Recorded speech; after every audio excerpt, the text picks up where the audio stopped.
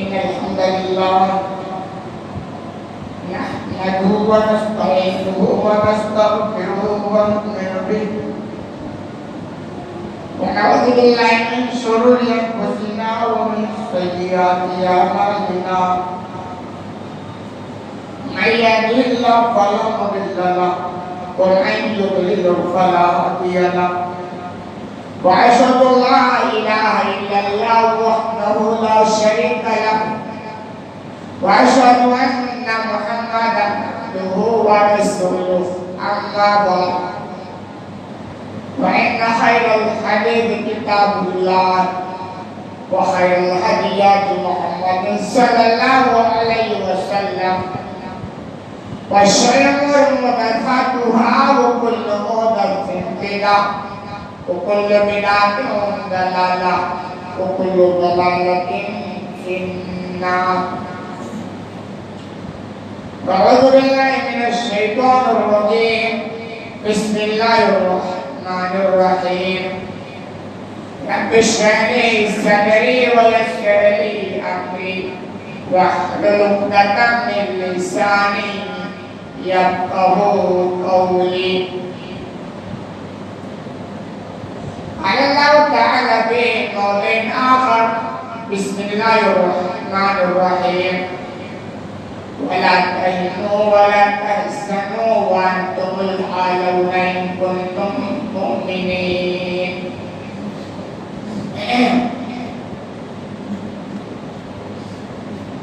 برادران اسلام، حاضرین جمعہ،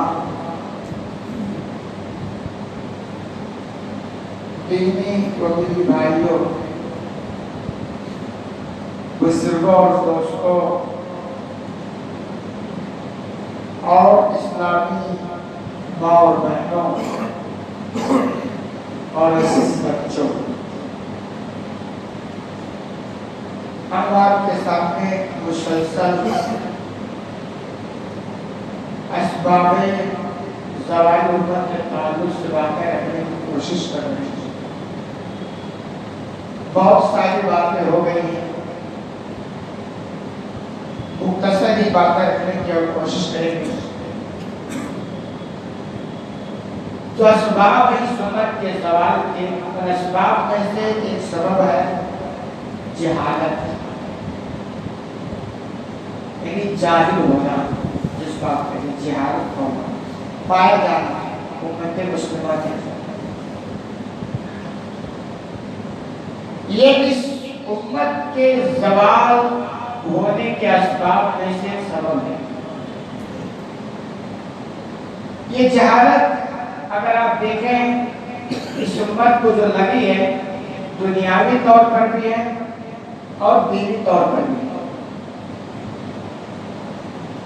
دین میں تو جو جہالت ہے اس کے تعلق سے تو کوئی ڈھکی چھپی بات نہیں۔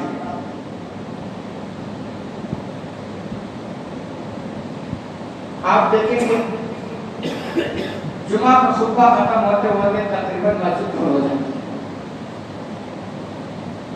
مسجد پھول ہو جائے۔ ایک آپ تجزیہ کریں، تجربہ کریں کہ دین کے تعلق سے جہالت کس قدر ہمارے اندر کوٹ کوٹ کے بھری۔ آج اس پر افسوس بھی نہیں ہے اور کوئی کوشش بھی نہیں ہے اس بیماری کو ختم کرنے کے لیے۔ پوری مسجد بڑھ جاتی ہے۔ اس میں اگر پوچھیں کہ صاحب اس میں کتنے وہ لوگ ہیں جو قرآن عربی پڑھیں اور سمجھ جائیں، 5% بھی نہیں ملے،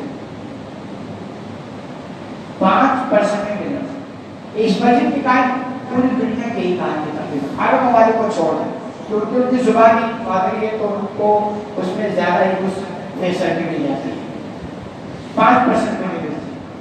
اس قرآن کے سمجھنے اور نہ سمجھنے کے تعلق سے۔ اور اگر دوسرا سوال کریں کہ صاحب اس پورے مجمع میں مسجد پھول ہے، کتنے وہ لوگ ہیں جو ایک بار قرآن کو سمجھ کر کے ترجمے کے ساتھ پڑھ لی ہے؟ کتنے لوگ؟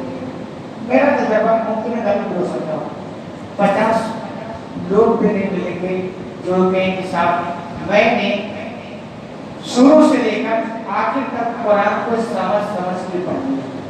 ایسے ہی حالات ہیں. یہ ہمارے حالات دین کا تعلق ہے. اور اگر افسوس کریں تو اگر یہ سوال کر دیا جائے کتنے وہ لوگ ہیں صاحب جن کو قرآن پڑھنا آتا ہے؟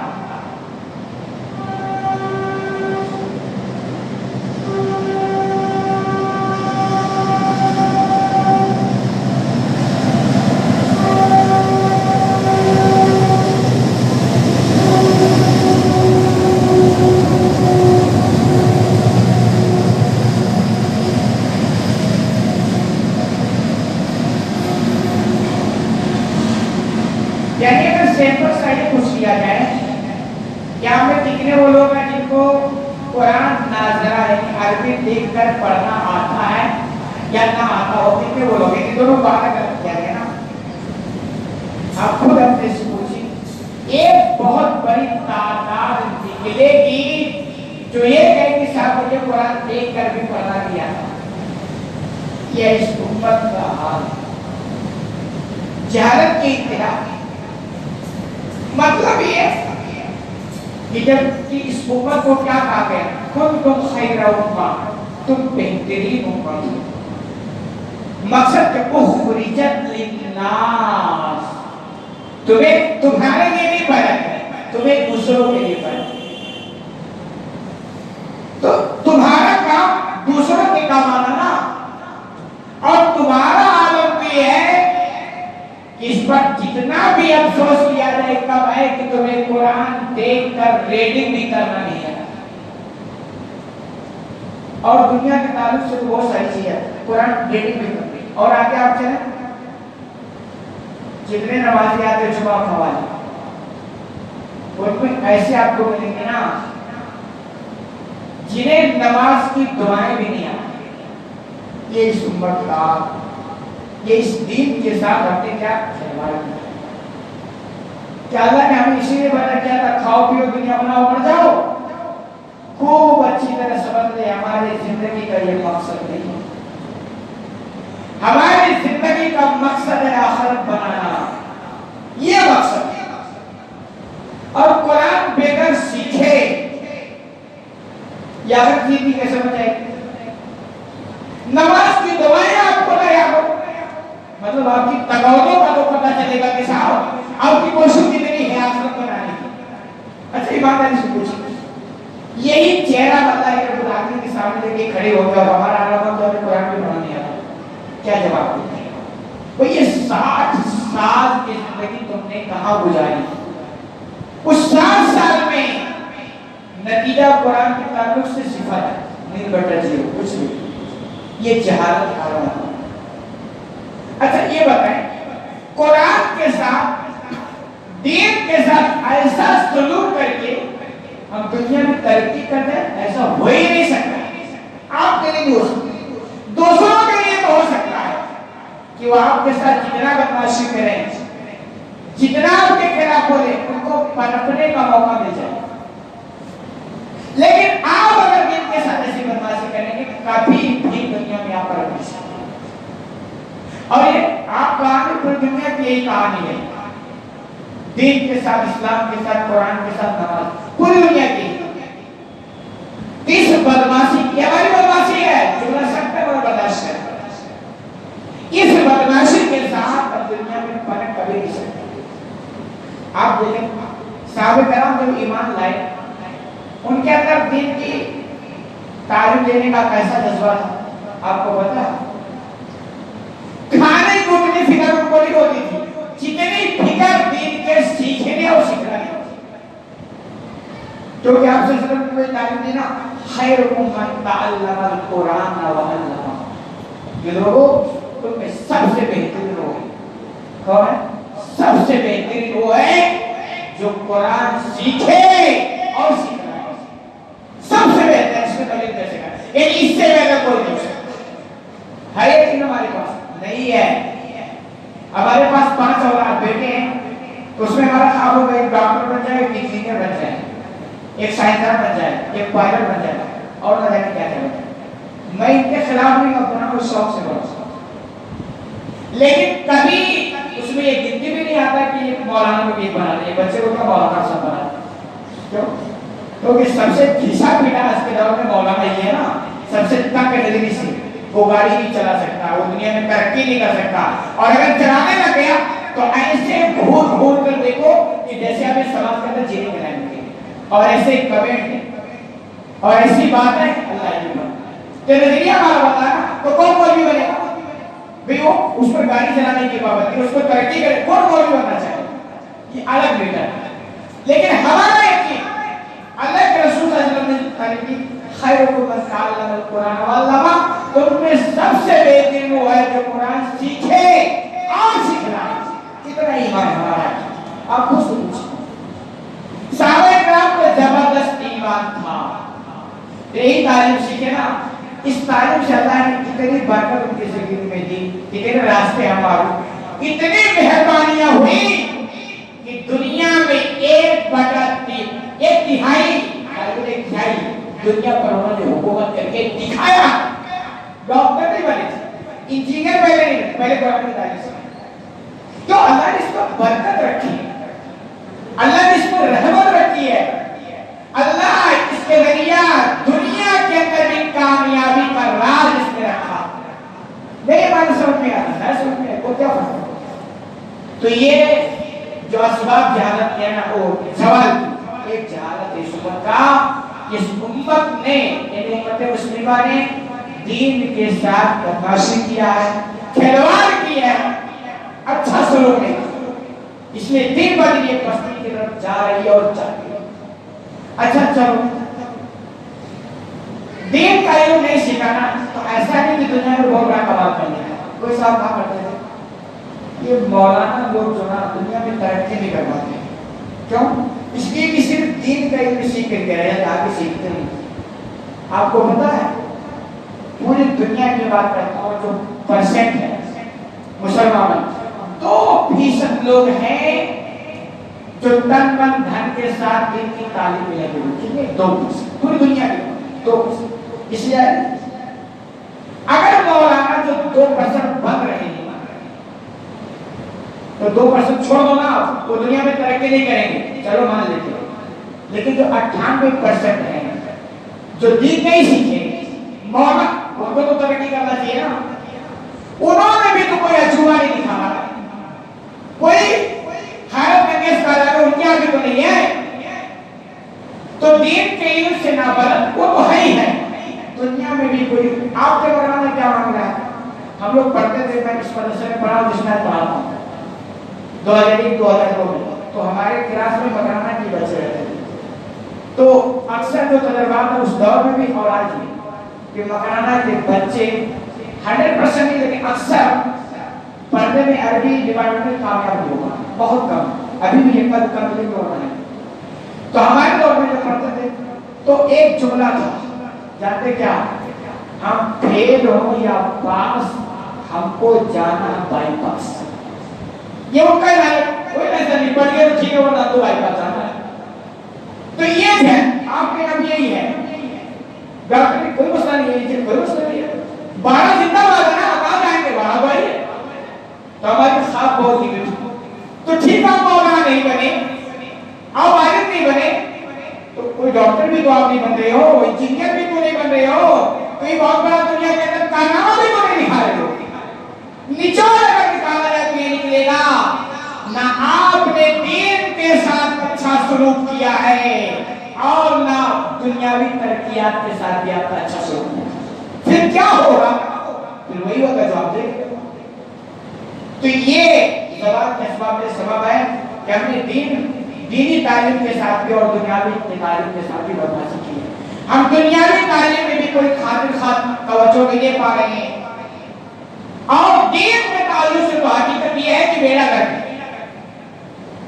اور یہی ہمارا سلوک اس دین کے ساتھ رہا. حقیقت میں آپ اللہ کو چہرہ نہیں دکھا پاتے. 7 سال چیزیں ابو فرق پڑھنا کیا 7 سال چیزیں آپ کو نماز کی دعائیں دیا 7 سال کا زندگی آپ نے ختم کر لیا. آپ نے ایک مرتبہ بھی قرآن سمجھ کر پڑھا نہیں، افسوس نہیں ہو کیا اس پر جتنا بھی مدد دیا جائے گا تو ایسے ہے جیسے آپ اپنے بچے کو ہائی اسکول 10ویں میں ایڈمیشن کرا دیں کسی اسکول میں اور رزلٹ جب آئے تو آپ بیٹے سے کہتے ہو بیٹے میں نے تمہارا ایڈمیشن کا کتنا خرچ کیا اور ساری یہ کتابیں آپ کے سامنے کھل کے آئے اس محترم بچے نے 10ویں کی ایک کتاب بھی کبھی بھی مکمل نہیں پڑھا تو کیا ہونا پھر ہی ہو رہا ہے قیامت کے دن اگر آپ کے بارے میں اللہ کے سامنے ہو کہ وہ بندہ تھا جس کو اتنی عظیم کتاب اس امت کے حوالے سے ملی تھی 60 سال زندگی گزار کے آیا لیکن ایک بار بھی اس بندے نے قرآن کو سمجھ کر کے نہیں پڑھا کون سا چہرہ لے کے جاتے ہیں یہ خواب خیال نہیں ہے یہ تصورات کی دنیا میں یہ جھوٹی بھی ہو سکتی ہے حقیقت پر مبنی آپ نہیں کھڑے ہو سکتے اللہ کے سامنے نہیں جواب دے سکتے آپ کو دلیل ہونا پڑے گا ایسا ہی شروع کرا کہ یہ ہماری اس کے تعلق سے آنا اور دنیا میں معاملہ تو ہے اور افسوس ہو گیا دنیا والوں کا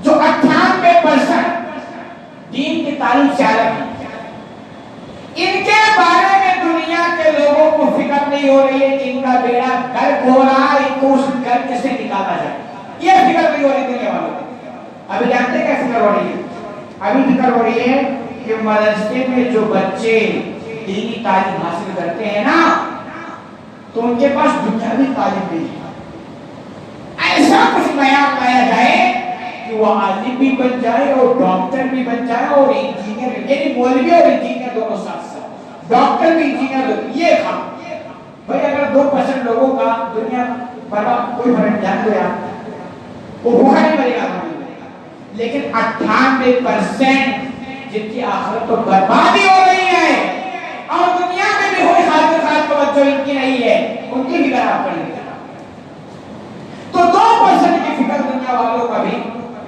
اتنی ہو گئی کہ مولوی بن گیا تو اس کے لیے ضروری ہے کہ وہ ڈاکٹر بن جائے مولوی بن گیا تو اس کے لیے ضروری ہے کہ وہ انجینئر بن جائے لیکن باقی جو 98% کی فکر ہے میں آپ کو بتاتا چلوں حقیقت یہ ہے کہ اگر آپ نے حالانکہ یہ میری بات کاش ایسے لوگوں تک پہنچے جو اس فیلڈ میں اگر آپ نے ان مولویوں کو مولوی کے ساتھ ساتھ آپ نے ڈاکٹر اور انجینئر بنانے کی کوشش کی تو میرا لگ ہو جائے یہ 2% جو بچے ہیں نا اچھا آپ کو یہ معلوم ہے 2% جو مدرسوں میں پڑھتے ہیں اور پڑھنے کے بعد کہاں جاتے ہیں کچھ پتہ نہیں 1% بھی دین کی خدمت کے رویہ یہ بھی آپ کو معلوم ہے 1% بھی 2 پڑھتے ہیں ان میں سے ایک آپ کو اپنے گھر کا کام نچوڑ 1% نکالو اپنے گھر کا ہمارے گھر میں 10 مرد ہیں آپ دیکھو کتنے عالم ہیں مل بٹا جی ہمارے سماج میں 1000 لوگ ہیں کتنے عالم ہیں 2-4 چراغ لے کے ڈھولو تو مل جائے گا وہ یونیورسٹی اور اگر گر بھی گئے تو علم اتنا مضبوط نہیں ہوتا ہے جس علم سے وہ دین کی خدمت یا قوم کی رہنمائی کر سکے راسخ علم نہیں ہوتا تو آپ مسئلہ نکالیں تو سوال ہے کہ اگر آپ نے اس 2% جو پڑھ رہے ہیں اس میں سے 1% مشکل سے جو دین کی طرف آ رہے باقی دنیا تک وہ بھی چل جائے آپ تو پہلے کیا ہوتا تھا لوگ مولانا بنتے تھے تو ان کے لیے آگے آپشن نہیں ہوتا تھا کہ وہ جامعہ ملیہ میں کا ایڈمیشن ہو جائے یہاں پر نہیں تو کیا کرتے وہ مجبور ہو کر دین کی طرف آتے تھے اب کیا ہو رہا جو بھی عالم بنا ان کے لیے اگر آپشن ہو رہا کہ آگے آپ کو کیا بننا ڈاکٹر انجینئر خوشحال ہوتا تو یہ باقی چلا جاتا صاحب مولانا بن کی زندگی میں رہتی ڈاکٹر انجینئر آپ مجھے ایمانداری سے بتاؤ ایک آدمی اگر مولانا بھی ہے اور ڈاکٹر بھی ہے تو اس ڈاکٹر کی ڈگری کے ساتھ وہ مسئلے بھی کھڑا ہوگا کبھی نہیں ہو سکتا میں ڈاکٹر میں ویسے تو مسئلہ سوال ہوگا میں تو کتنی کھول کے بیٹھوں گا آپ کو یہ ہری ادھکار دکھاؤ گا کہ مولانا بھی بنے گا اور ساتھ میں ڈاکٹر بھی رہے گا نتیجہ یہ ہوگا کہ جو 1% اس دین کی خدمت کے لیے آ رہا تھا وہ بھی میرا ڈاکٹر ہو جائے تو اللہ کے واسطے ان 2% کی فکر آنا ہے بس اتنا جتنے سے ان کا کام چلتا ہے چلنے دو ان کو ڈاکٹر انجینئر بنانے کی آپ فکر نہ کرو یا 98% ان کا بیڑا کر کو اس کی آپ فکر تو میں یہ کہہ رہا کہ اس امت کے جو زوال کا اسباب زوال امت ہیں ان میں سے ایک سبب یہ ہے کہ ہم جاہل ہیں دنیاوی طور پر بھی اور دینی طور پر بھی تو بیڑا گھر کی اوپر رہے گا کوئی آپ کو بچا نہیں سکتا دوسرا سبب ایک تو جہالت تھی ان اسباب میں سے آج کے بیان میں. دوسرا سبب کم علمی یعنی تھوڑا جاننا اور تھوڑا نہ جاننا. یہ بھی امت کے زوال کے اسباب میں سے سبب ہے. تھوڑا جاننا اور تھوڑا نہ جاننا. بولتے نا جیسے نیم حکیم خطر جان, یعنی حکیم کو نہیں ہوتا آدھا تو کیا کرتا ہے ڈاکٹر حکیم بن گیا تھوڑا جان کر کے علم کھول کے بیٹھ گیا. اب وہ جب دوا کبھی تحریر کرے گا تو ظاہر سی بات ہے کیا ہوگا, پیشنٹ کو علاج دینا مار دے گا. ایسے کہتے ہیں نیک مولوی خطر ایمان, مولوی تو نہیں ہے لیکن مولوی زبردستی تھوڑا ادھر سے لے لیا, تھوڑا ادھر سے لے لیا, تھوڑا واٹس ایپ سے لے لیا, تھوڑا ترجمہ سیکھ گیا, اور اس کے بعد دیکھیں پڑھنے اور سیکھنے کی کوئی پابندی, آپ پڑھیں سیکھیں لیکن فتوا دینے کی پرمیشن آپ کو کس نے دی؟ آپ ہی ہو جو میرا نہیں کرو کسی. ہر کوئی مفتی بن جاتا ہے ترجمہ پڑھ کے. ایک مجھے بتائیں کوئی ڈاکٹر کی کتابیں پڑھنے کے میرے ساتھ میں ڈاکٹر اور نہ ہو, پراپر پڑھائی نہ کیا ہو اور کلینک کھول کے بیٹھ جائے, حکومت پرمیشن دے گی اس کو؟ کہیں صاحب آپ مطالعہ کر کے اسٹڈی کر کے ڈاکٹر بن جائے, کمال کی بات ہے. دنیا کہتی ہے آپ اسٹڈی کر کے ڈاکٹر بنو گے, اسٹڈی کر لو کوئی پابندی نہیں ہے, لیکن کلینک کھول کر کے آپ کو دوا چلانے کی پرمیشن نہیں ملتی. لیکن ہمارے یہاں نہیں, آپ تھوڑا تجربہ مفتی صاحب بن گئے, آپ کو پورا دھاٹی جو چاہو بھر میں دو, جو چاہو. اور ایسے ایسے ابھی ایک واقعہ میں آپ کو پہلے بھی سنایا کہ مطلب جو علم مضبوط نہیں ہوتا, بس تھوڑا تھوڑا یعنی کم علمی. ایک سال ہمارے پڑھاتے تھے, امام صاحب بن گئے تھے, وہ ایسے ہی اردو پڑھ کے واٹس ایپ سے کچھ سیکھ لیا, کچھ یوٹیوب سے سیکھ لیا, مفتی صاحب بن گئے. تو امام صاحب بھی بن گئے, مفتی نہیں امام بھی بن گئے. تو وہ کیا کرتے تھے, نماز جو پڑھاتے تھے نا تو نماز میں ہلتے تھے. تو کسی نے کہا یار امام صاحب ہم نے کسی کو یہ کیفیت میں نہیں دیکھی جس کیفیت میں آپ نماز پڑھا. نہیں, میں نے تو کتاب میں پڑھا کہ نماز یہ ہل کے پڑھانی چاہیے. تو تھے سمجھدار کہ کہاں ہم بھی پڑھے, ہم بھی دیکھیں کہاں سے ہم نے تو کہیں پڑھا ہے. تو جب وہ لے جا کے اردو ترجمہ دکھائے گا, اردو ترجمہ, اس اردو ترجمے میں لکھا تھا کہ نماز ہلکی ہلکی پڑھو. کیا پڑھو؟ نماز ہلکی ہلکی. کہ میں کو ہلکی ہلکی وجہ وہ ہل ہل کے سمجھ گئے. تو ایسے ہوتا ہے. تو یہ کم علمی جو ہے نا, یہ کیا کرتی ہے, آدمی کو خرافات پر اٹھا دیتی ہے. علم اگر راسخ نہیں ہوتا مضبوط, تو وہ اسلام نہیں کرے گا, وہ بگاڑ پیدا کرے گا, وہ سدھار نہیں کرے گا, وہ فتنہ پیدا کرے گا, وہ فتویٰ بازیاں کرے گا اور ہر میٹر میں ٹانگ لگائے گا. جب کہ سمجھتا ہے ابھی مثال کے طور پر دو حدیثوں کا میں آپ دیکھ رہے ہیں, کم علمی جو پروری نہیں ہوتا ملکی بن جاتے. ایک حدیث میں آتا ہے, اللہ کے رسول کی حدیث ہے کہ ایک آدمی نے اگر اپنے ہاتھ سے شرمگاہ کو چھو لیا تو اس کا وجود نہیں ٹوٹتا. یہ حدیث ایسی ہے, ایک دم صحیح روایت ہے. اور ایک دوسری حدیث ہے جس میں اللہ کے رسول کی وہ حدیث ایک دم صحیح کہ اگر کوئی اپنے شرمگاہ کو ہاتھ سے چھو لے تو اس کا وجود ٹوٹ جائے. دونوں صحیح بات. ایک میں الیکٹرک ہے اور ایک میں ٹوٹ جائے. اب جو پراپر طریقے سے علم سیکھے گا نا تو اس کے سامنے دونوں روایتیں ہیں. پھر استاد کی رائے میں جب پڑھے گا تو استاد بتائے گا اس کا کیا مطلب, اس کا کیا مطلب. لیکن پراپر طریقے سے علم نہیں سیکھا, وہ کیا پھر پکڑ میں مفتی بن گیا, کچھ یوٹیوب سے سیکھ لیا, کچھ واٹس ایپ سے سیکھ لیا, کچھ حدیث کا ترجمہ. اب ایک صاحب نے حدیث پڑھی کی شرمگاہ کو چھونے سے وہ ٹوٹ جاتا ہے. اب ان کے یہ مفتی بنے کہ صاحب اگر آپ چھونے فتوا دیں گے شرمگاہ چھوئے تو ٹوٹ گئے. اب ان کے خلاف ایک دوسرے مفتی صاحب وہ یہ پڑھیے کہ شرمگاہ چھونے سے وہ نہیں ٹوٹتا. اب دونوں کے پاس حدیث ہے نا, لیکن دونوں نے ایسے ہی سچی طور پر کبھی بھی گناہ ہوئی پڑھی. اب یہ دونوں مفتی بنے, اب دونوں جب اکٹھا ہوں گے تو کیا ہو جاتے ہیں, مانا بڑی ہو ہم کسی سے کم نہیں. تم نے حدیث پڑھی ہے تو ہم نے بھی تو حدیث پڑھی ہے. تو کبھی بھی اطمینان نہیں ہوگا. حالانکہ جب ہم استاد کی نگرانی میں حدیث پڑھیں گے تو آپ کو سمجھایا گا کہ جس میں یہ ہے کہ شرمگاہ چھونے سے حدیث وضو نہیں ٹوٹتا, اس کا یہ مطلب ہے کہ اگر آپ نے کپڑے کے اوپر سے چھوا تو وضو نہیں ٹوٹتا. اور جس میں کہ ٹوٹ جاتا اس کا یہ مطلب ہے کہ بغیر کپڑے سے آپ نے چھوا تو وضو ٹوٹ جاتا. آگے سمجھ نا. لیکن یہ کب آئے جب آپ استاد کی نگرانی میں پڑھے ہوتا نا, حدیثیں پڑھنے وہ مانتی ترجمہ خوب شوق سے پڑھو, لیکن مفتی بننے کی اتھارٹی آپ کو نہیں ہے. یہ کس نے پرمیشن آپ کو دی؟ کم علمی جو ہے یہ بھی خرافات کا بہت بڑا ذریعہ ہے. اور آگے بات کریں، ایک سبب ہمارے یعنی اس امت کے اخلاق کا زوال ہوا ہے. ایک اخلاق جو مسلمانوں کے پاس ہے وہ اچھا نہیں. مجھے یہ بات میں بیان کرتا ہوں تو مجھے لکھنؤ کا ایک واقعہ یاد آ جاتا ہے. پہلی بار پھر ہوتا ہے. ایک صاحب تھے وہ اپنے مکان کے سامنے، یا ان کا یہ اصول تھا کہ میں 3 قسم کے لوگوں کو اپنا مکان کرائے پر نہیں دیتا ہوں. ان میں سے ایک تھا پولیس والا، اور دوسرا کیا تھا مجھے یاد نہیں. تیسرا تھا کہ میں کسی مسلمان کو کرائے پر مکان نہیں دیتا. افسوس ہے، وجہ کیا؟ جتنے مسلمان ہیں ہم اس کے ساتھ بدماشی ہیں. تب تو اس نے کہا کسی مسلمان کو کرائے پر مکان دے دیں گے. یہ ہمارا اخلاق ہے.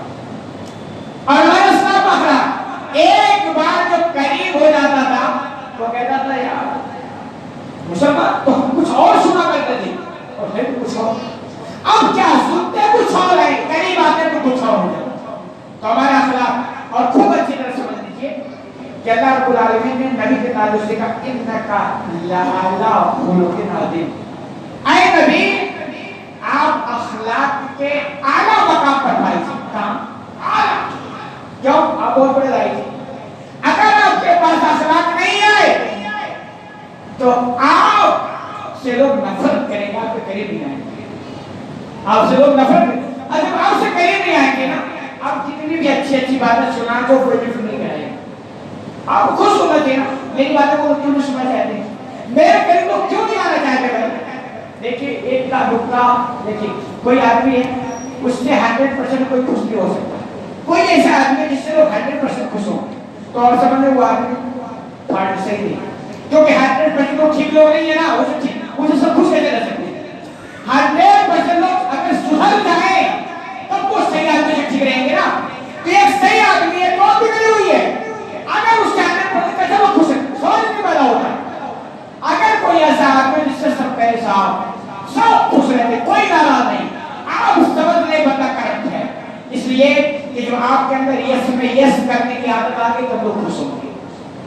آپ کو کہ یس ہاں یس لوگ کرنے کی عادت نہیں ہے تب لوگ آپ خوش ہیں. اس کا مطلب پھاڑو ہو، آپ کو لوگوں کسی حضوری میں لگے ہو، آپ کو اس امت کی اصلاح کی فکر نہیں ہے، آپ کو اپنا کیریئر بنانے کی فکر زیادہ ہوگی. وہ آگے میں جائے. لیکن ایک جنرل بات ہے، آپ کا اخلاق کتنا گندا ہے کہ آپ کے پاس کوئی بیٹھنا نہیں چاہتا. آپ کردار کی اتنے بگڑ گئے ہو کہ آپ اس کی بات نہیں کرنا چاہتا. اب کیا دعوت کا کام کرو گے؟ کیا دین کا کام کرو گے؟ کیسے اللہ کے رسول صلی اللہ علیہ وسلم کی اچھی تعلیمات دوسروں تک بولو گے؟ سوال نہیں پیدا ہو سکتا نا. اسی لیے اللہ نے نبی کریم صلی اللہ علیہ وسلم کو کہا کہ آپ اعلیٰ اخلاق پر فائز ہو. یعنی آپ کے اوپر جو ذمہ داری ڈالی گئی نا، اس ذمہ داری کا تقاضا ہے کہ اخلاق میں بالکل بھی جھول چھال نہیں ہونا چاہیے. لیکن اخلاق کا مطلب یہ نہیں ہوتا ہے صرف میٹھی میٹھی باتیں کرنا. یہ اخلاق کا مطلب نہیں. آپ سرسرم سے بڑھنا اخلاق والا کوئی نہیں تھا، لیکن آپ نے زانی کو سزا بھی دی، چور کو بھی سزا ملا، یہ بھی آپ کے اخلاق میں تھا. یعنی ایسا نہیں کہ اخلاق کا مطلب آپ کسی کو ناراض نہ کریں، بس پیاری پیاری میٹھی میٹھی باتیں کرنے بولو لوگوں. یہ اخلاق کا معیار نہیں ہے. اخلاق کا معیار اسلام کے دائرے میں اللہ نے کہا خلق القرآن. عائشہ رضی اللہ عنہا سے جب پوچھا کہ آپ کا اخلاق کیسا تھا؟ ہم لوگ قرآن نہیں پڑھتے ہو، پورا قرآن ہی تو آپ کا اخلاق ہے. تو قرآن کی جو تعلیمات وہ اخلاق میں سے آتی ہے، تو قرآن کی ترجمانی آپ کریں وہ آپ اخلاق ہو جائے گا. اور بہت